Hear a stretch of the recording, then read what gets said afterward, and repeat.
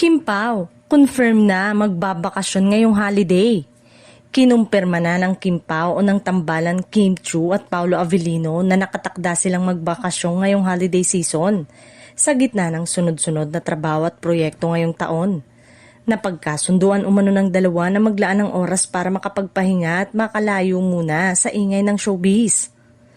Samantala, nananatiling palaisipan sa fans kung ang naturang bakasyon ay silang dalawa lamang o kung may kasama silang mga kaibigan.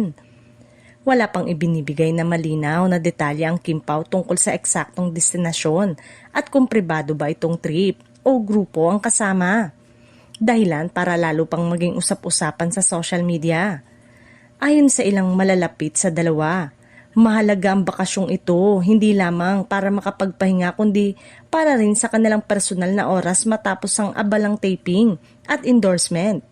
Kilala ang Kim Pao sa pagiging maingat pagdating sa pagbabahagi ng detalye ng kanilang pribadong buhay, kaya't hindi na rin ikinagulat ng fans ang pagiging tahimik nila sa usaping ito.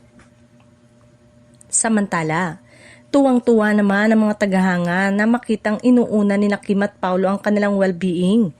Marami ang nagsasabing deserve ng dalawa ang isang break, lalo na't pareho silang consistent sa pagbibigay ng kalidad na trabaho at mahusay na pagganap sa kanilang mga proyekto. Sa ngayon, ang tiyak lamang ay magbabakasyon ng Kim Pao ngayong holiday at kung sila man ay solo o may kasamang barkada, umaasa ang fans na magiging masaya. Payapa at puno ng good vibes ang kanilang bakasyon. Tulad ng inaasahan, handa namang maghintay ang publiko kung sakaling may pasilip na travel photos o simpleng update mula sa dalawa.